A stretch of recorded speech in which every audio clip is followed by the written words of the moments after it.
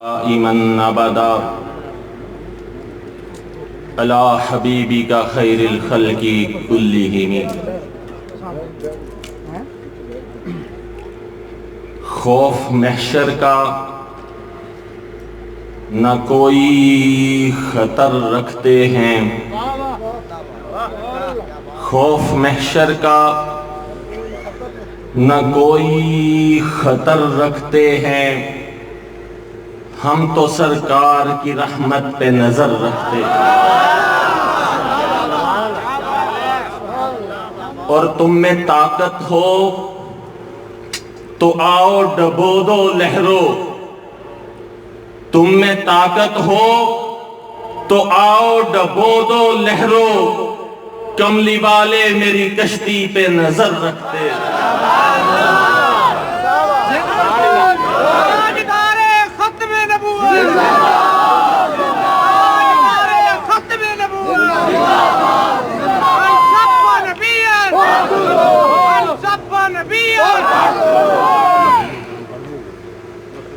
ببر شیر امیر المجاہدین حضرت علامہ پیر سید ظہیر الحسن شاہ صاحب، مرکزی نائب امیر تحریک لبیک پاکستان، اور شیر امیر المجاہدین فخر سندھ سپہ سالار کراچی جناب حضرت مفتی محمد قاسم فخری صاحب، پارلیمانی لیڈر سندھ اسمبلی اور سرپرست اعلیٰ ملتان ڈویژن جناب خالد اشرف سیفی صاحب، اور جناب رضوان شفیق مصطفی ناظم اعلیٰ تحریک لبیک ضلع بہاڑی، اور دیگر قائدین، عہدیداران، کارکنان و عاشقان مصطفیٰ صلی اللہ علیہ وسلم، السلام علیکم ورحمۃ اللہ وبرکاتہ۔ آج پہلی مرتبہ بطور سپیکر آپ کی خدمت میں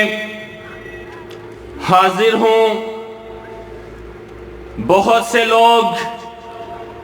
میرے مزاج سے واقف بھی ہیں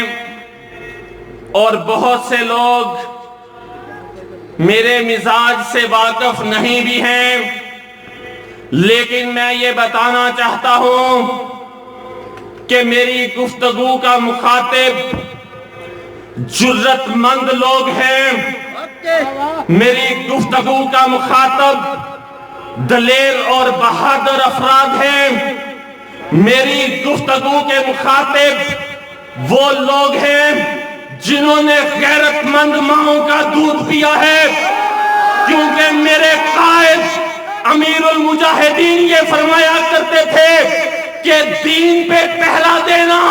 بزدلوں کا کام نہیں ہے، دین پہ پہرا دینا جرت مندوں کا کام ہے۔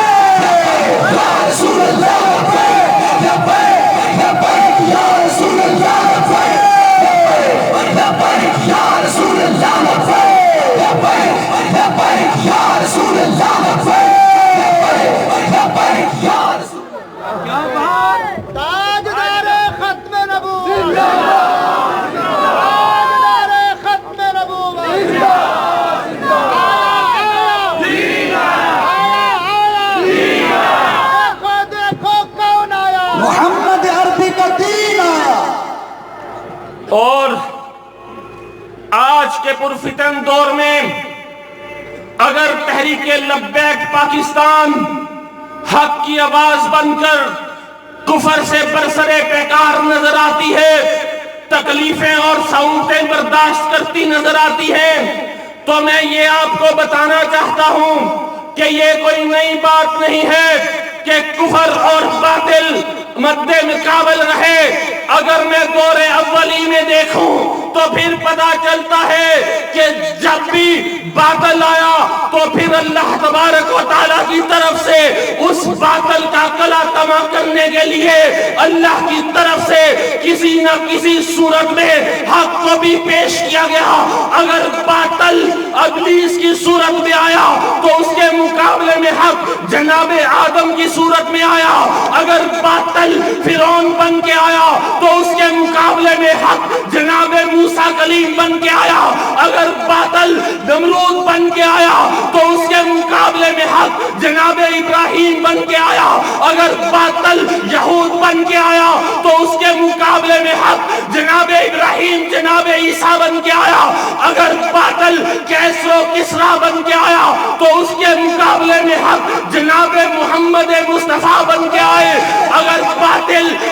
باطل ابو جہل بن کے آیا تو اس کے مقابلے میں حق ابو بکر صدیق بن کے آیا. اگر باطل ابو لہب بن کے آیا تو اس کے مقابلے میں حق جناب عمر بن کے آئے. اگر باطل عتبہ بن کے آیا تو اس کے مقابلے میں حق جناب عثمان بن کے آئے. اگر باطل مرحب بن کے آیا تو اس کے مقابلے میں حق جناب علی بن کے آئے. اگر باطل یزید بن کے آیا تو اس کے مقابلے میں حق امام حسین بن کے آئے. اگر باطل خلیفہ معتصم بن کے آیا تو اس کے مقابلے میں حق جناب امام ابو حنیفہ بن کے آئے. اگر باطل خلیفہ معتصم منصور بن کے آیا تو اس کے مقابلے میں حق جناب احمد بن مالک بن کے آیا. اگر باطل مرزا قادیانی بن کے آیا تو اس کے مقابلے میں حق مہر علی شاہ بن کے آیا. اگر باطل راجپال بن کے آیا تو اس کے مقابلے میں حق علم الدین بن کے آیا. اگر باطل سلمان تصیر بن کے آیا تو اس کے مقابلے میں حق ممتاز قادری بن کے آیا. اگر باطل نواز شریف بن کے آیا, گیرٹ ویلڈر بن کے آیا, ہالینڈ بن کے آیا, فرانس بن کے آیا تو اس کے مقابلے میں حق امام ہمارا قائد امیر المجاہدین خادم حسین بن گیا.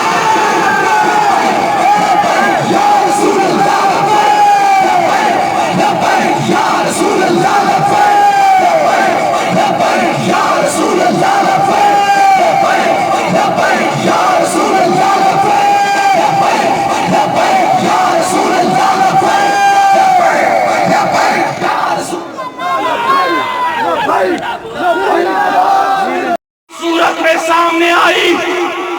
تو پھر اس کے مقابلے میں ہمارا شیر فخر امیر المجاہدین لخت جگر حضرت علامہ خادم حسین رضوی جناب حضرت علامہ حافظ سعد حسین رضوی بن کے آیا اور کفر کو کہا کہ ادھر آپ پیارے ہنر آزمائیں, تو تیر آزما, ہم جگر آزمائیں. اور یہ کہا کہ مر جائیں گے, ظالم کی حمایت نہ کریں گے, احرار کبھی ترک روایت نہ کریں گے.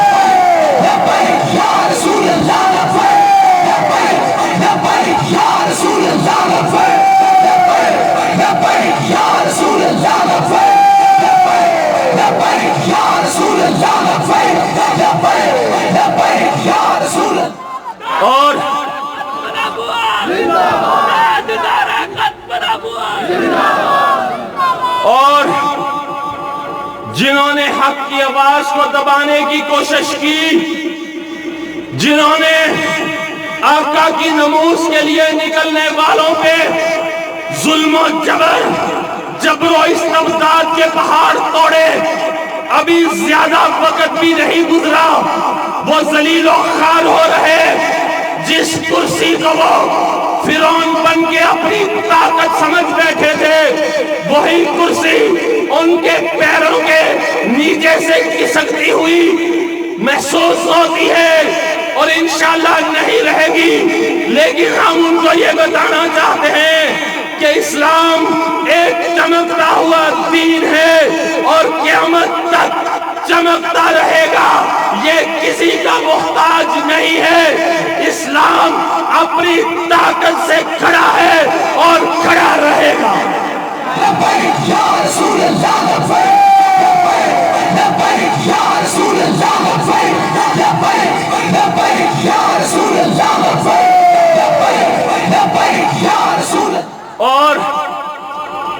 اسلام اپنی طاقت سے کھڑا ہے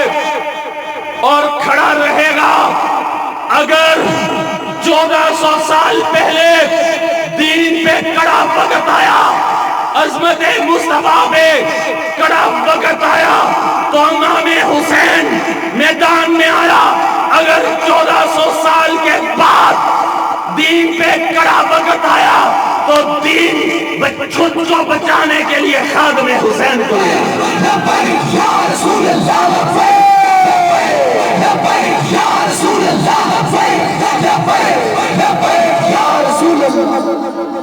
اور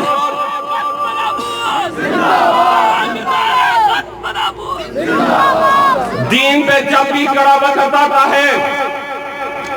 حسین میدان میں نکلتا ہے، اور حسینی کردار یہ ہے کہ آگے بڑھ کر کفر کا راستہ روکا جائے، آگے بڑھ کر ظلم کا راستہ روکا جائے۔ خالی نعروں سے بات نہیں بنتی، خالی تقریروں سے بات نہیں بنتی، اپنے مشن کے لیے، اپنے موقف کے لیے قربانی دینا پڑتی ہے، اور جب قربانی دی جاتی ہے تو پھر تبھی کامیابی ملتی ہے، کیونکہ تاریخ تلوے چاٹنے والوں کی نہیں لکھی جاتی،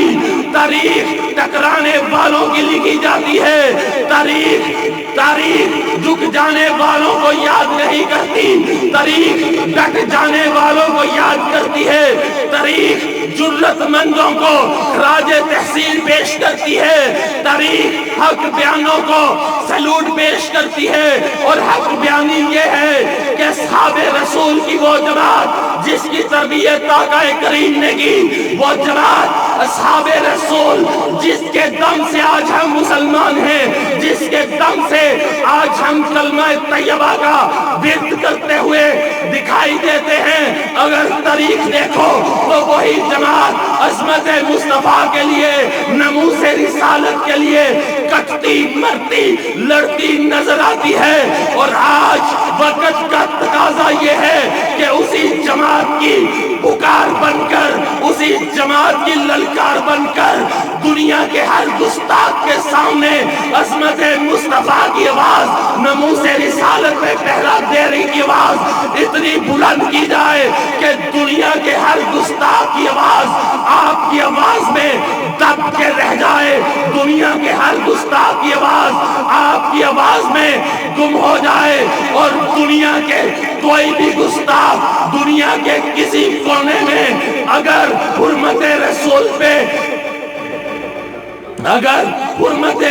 پہ حملہ کرنے کا سوچے، کہیں پہ خاکے بنانے کا سوچے، تو پھر من سب نبیًا فاقتلوہ کی آواز آپ کی اتنی بلند ہو کہ وہ آواز اس کے دماغ کی شریانوں کو پھاڑ کے رکھ دے، اس کے دل کو دہلا کے رکھ دے، اس کے پتے کو پانی پانی کر دے، اس کے کلیجے کو چیر کے رکھ دے، اور وہ حرمت رسول کی طرف آنکھ اٹھانے کی جرت بھی نہ کر سکے۔ اور اگر کرے تو من سب نبیًا فاقتلوہ کی تلوار اس کے سر کو کاٹ کے رکھ دے۔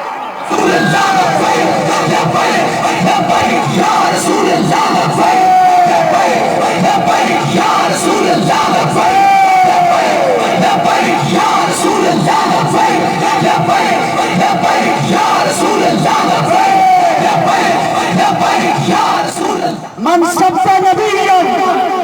من سب نبیًا من سب نبیًا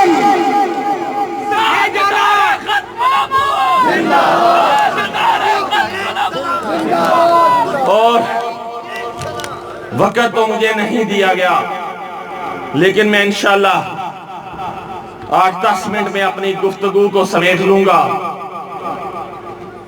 کہ میرے دوستو، آج اسلام کے نام پر لوگوں کو بیوقوف بنایا جا رہا ہے، کبھی میلاد مصطفیٰ کے نام پر اور کبھی ریاست مدینہ کے نام پر۔ اور میں یہ بات آپ کو بتانا چاہتا ہوں کہ میلاد مصطفیٰ تو نواز شریف نے اپنے گھر میں منایا، لیکن اگر اس کی تاریخ دیکھو تو پارلیمنٹ میں آئین میں ختم نبوت کی شک کو اس نے ختم کیا. وہ شک جس کے لیے 50 کی دہائی میں 10,000 مسلمانوں نے اپنی جانوں کا نذرانہ پیش کیا، جس کے لیے 70 کی دہائی میں ہزاروں مسلمانوں نے اپنی جانوں کا نذرانہ پیش کیا، وہ شک آئین سے نکالی. اور جب تحریک لبیک پاکستان نے اس شک کو بحال کرنے کا مطالبہ کیا تو پھر اس میلاد مصطفیٰ کے جھوٹے دعوے دار نے اس کو ایسے ہی بحال نہیں کیا. اس کا ہاتھ ہمارے کارکنان کے فیض آباد میں 8 شہداء کے خون سے اس کے ہاتھ رنگے ہوئے ہیں. نارووال میں ہمارے شہیدوں کا لہو اس کے ہاتھ پہ ہے. شیخو پورا انٹرچینج میں کراچی میں ہمارے کارکنان کا خون اس کے بدن پہ ہے. اور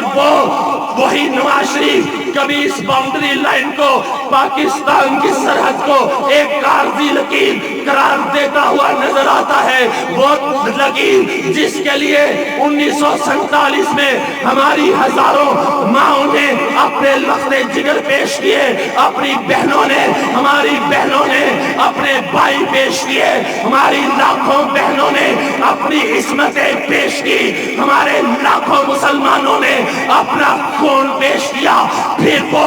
سرحد کی لکیر لی. وہی نواز شریف میلاد جھوٹا منا کر عارضی لکیر کہتا ہے. وہی نواز شریف جھوٹا میلاد منا کر قادیانیوں کو بھائی کہتا ہے. بتاؤ تم ایسے میلاد مصطفیٰ کو مانتے ہو؟ نہیں، ایک سازش ہے یہ.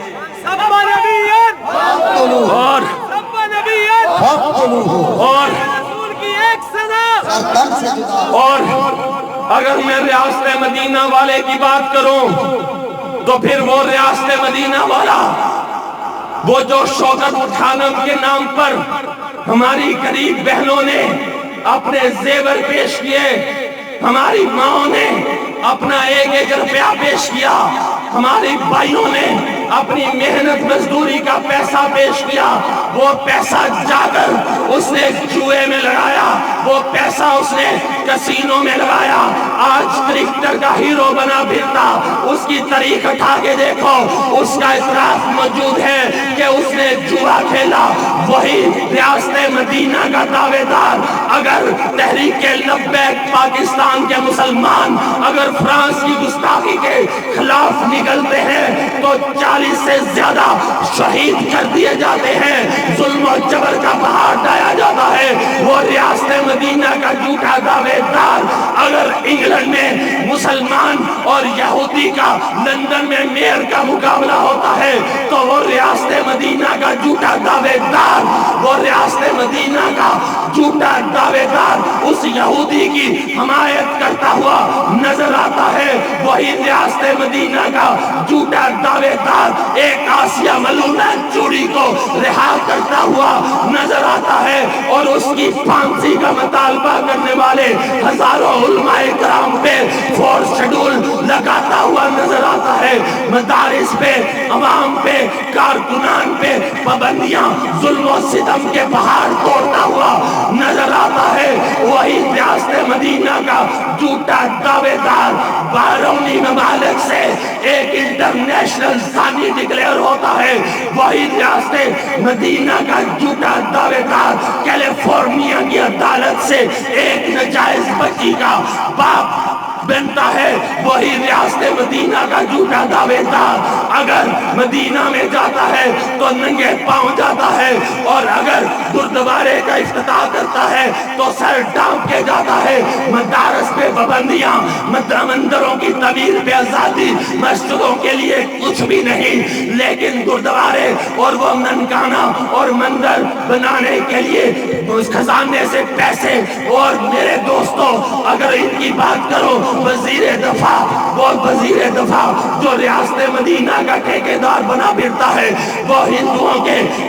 کے بتوں پہ دور وارتا ہوا نظر آتا ہے۔ اگر بلاول کی بات بھی کرتا چلوں تو وہ بھی گردواروں میں مندروں میں لڈو چڑھاتا ہوا پیش کرتا ہوا نظر آتا ہے۔ میں آپ کو یہ بتانا چاہتا ہوں کہ اس کے مقابلے میں اگر تحریک لبیک دیکھو تو وہ حرمت رسول کے لیے کبھی رحمت للعالمین پہ اپنا خون پیش کرتی نظر آتی ہے، کبھی ایم او کالج پہ اپنا خون پیش کرتی نظر آتی ہے، کبھی رانا ٹاؤن پہ حرمت رسول کے لیے اپنی جوانیاں پیش کرتی نظر آتی ہے، کبھی کالا شاہ کاکو پہ، کبھی وزیر آباد میں اور کبھی فیض آباد میں آقا کی نموز کے لیے، آقا کے دین کے لیے اپنی جانیں پیش کرتی نظر آتی ہے، اور دنیا کو بتاتی ہے کہ حرمت رسول پہ پہرا دینے والی جماعت اگر کوئی ہے تو وہ تحریک لبیک ہے،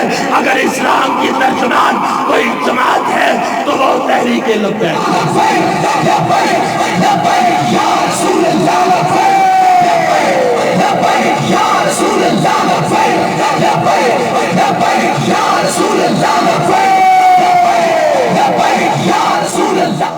اور ان سب گماشتوں کا جواب ہمارے قائد امیر المجاہدین نے ایک بھرپور طریقے سے دیا کہ پوری دنیا میں حرمت رسول کے پرچم کو بلند کیا اور اس پہ مہر تحریک لبیک پاکستان کے کارکنان نے اپنا خون پیش کیا اور اپنا خون پیش کر کے اس بات پہ مہر لگا دی کہ حرمت رسول کے مقدس مشن پہ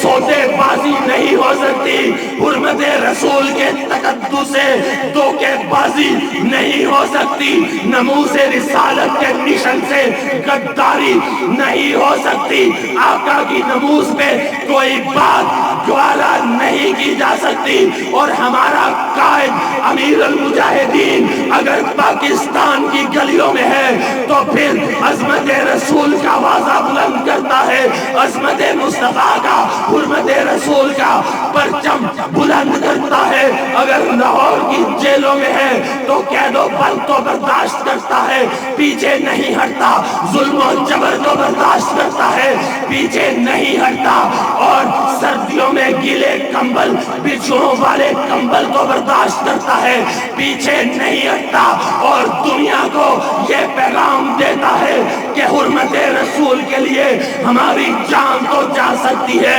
لیکن حرمت رسول کے مقدس مشن سے پیچھے نہیں ہٹا جا سکتا، کاز نہیں بدلا جا سکتا، مقصد نہیں چینج کیا جا سکتا، اور سوچ نہیں بدلی جا سکتی، فکر نہیں بدلی جا سکتی، نظریہ نہیں چھوڑا جا سکتا، کچھ بھی ہو ہم حرمت رسول کا پہرا دیتے رہیں گے، اور اگر آج بھی مرکز قائد پہ، مزار قائد پہ وہی آواز، وہی سوز، وہی ساز، وہی تڑپ اگر سنو گے تو مرکز قائد سے بھی یہی آواز، یہی نعرہ تمہیں لگتا ہوا سنائی دے گا کہ لبیک یا رسول اللہ، سنا یا رسول اللہ، لبیک یا رسول اللہ،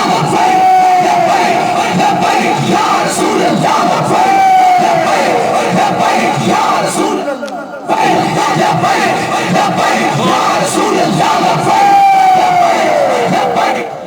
اور اب فیصلہ آپ نے کرنا ہے، کیونکہ اب جس کے جی میں آئے وہی پائے روشنی، ہم نے تو دل جلا کے سر عام رکھ دیا ہے۔ میرے دوستو، کبھی یہ